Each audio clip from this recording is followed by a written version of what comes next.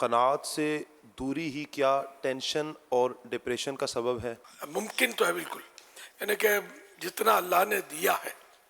اسی کو مطلب کافی سمجھنا، حل من مزید یعنی اس کی حرص نہ رکھنا، یہ تو ہے بہت بڑی سعادت کی بات۔ قناعت تو بہت بڑا وصف خوبی ہے جو اللہ جس کو عطا کر دے۔ باتیں تو سب کو کرنی آتی ہے، لیکن حقیقت میں قناعت پسند ہونا، قانع ہونا، یہ بہت بڑی سعادت کی بات ہے۔ تو اب اگر قناعت نہیں ہوگی تو ٹینشن رہے گا، یہ مل جائے وہ مل جائے تو اتنا ملا، اتنا چاہیے اتنا چاہیے اتنا چاہیے، تو حل من مزید کا نعرہ لگتا رہے گا۔ قناعت نہیں ملے گی تو ٹینشن اور ڈپریشن بھی ہو سکتا ہے اس کا، اور بلکہ ٹینشن تو یعنی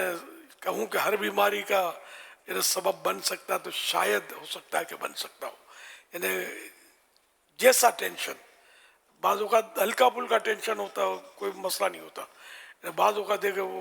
زیادہ ٹینشن ہوتا ہے، پھر اس سے زیادہ ہوتا ہے، یہاں تک کہ وہ ٹینشن اتنا ہوتا ہے کہ بعض اوقات بندہ ہارٹ فیل ہو جائے، خودکشی کی طرف مائل ہو جائے۔ تو خواہ کا دنیاوی ٹینشن پالنا یہ نہیں ٹھیک۔ ہاں، ایمان کی حفاظت کا ٹینشن ہو، بری موت کے خطرے کا ٹینشن ہو کہ کہیں میرا ایمان نہ ضائع ہو جائے، میری